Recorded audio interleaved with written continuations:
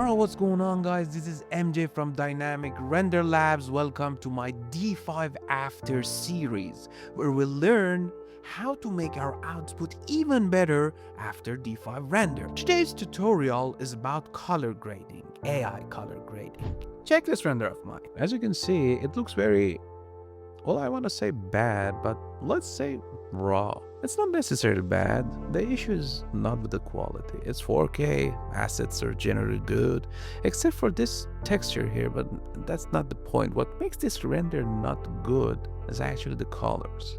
Now, let's see what happens again when I turn this layer on. Boom. The entire feeling of the image changes, and that's just one adjustment here, one LUT. Now, let's make it. First, fire up your ChatGPT.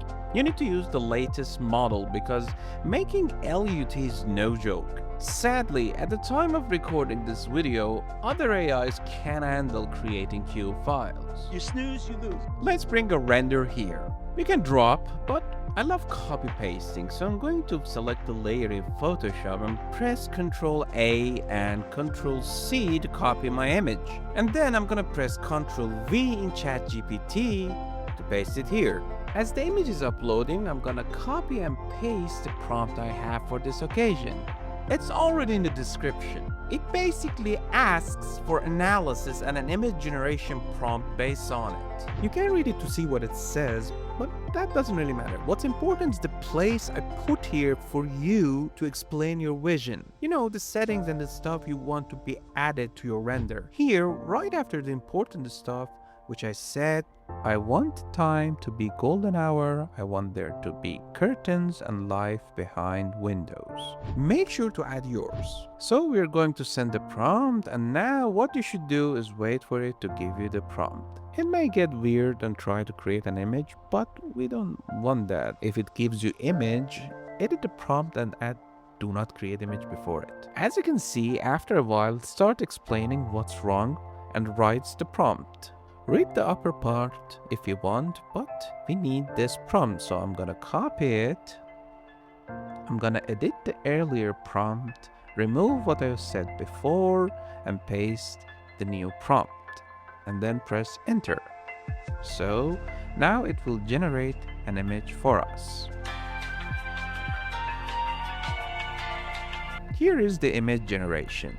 I like it. I think it's pretty cool. But if you didn't get the image you want, you can try again. If you keep getting bad result, then go back here and just type the changes you want and ask for rewriting the prompt. Now, we may be getting good images, but when you copy this image and paste it over your image in Photoshop, you see it's much smaller and the quality is dropped.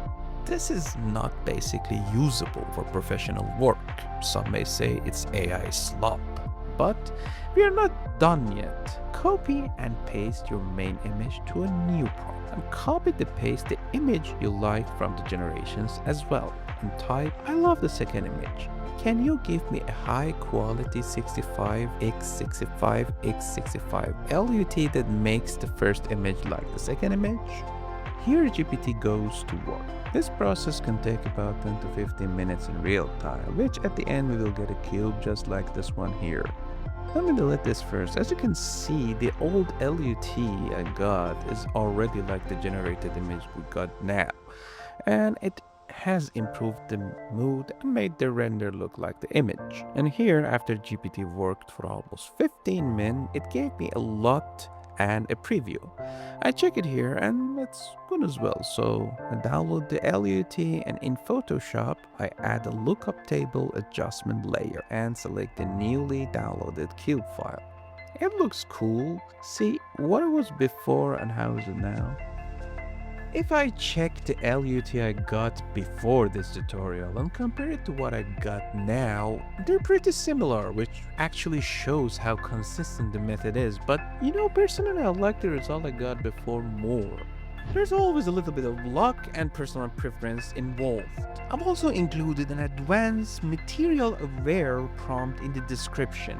It runs a massive analysis to get every surface exactly right, which makes it perfect for complex scenes and clean professional compositing. If you're a pro, this one is for you. But you need to know, this is just the beginning. The base to make a render from this basic CGI looking render to this realistic render. Now I tried to be efficient in this video, so I didn't go over what else you can do with the image or the LUT file. But there are plenty of stuff you can do. Like in D5, you can directly use it on your render, which is great for videos.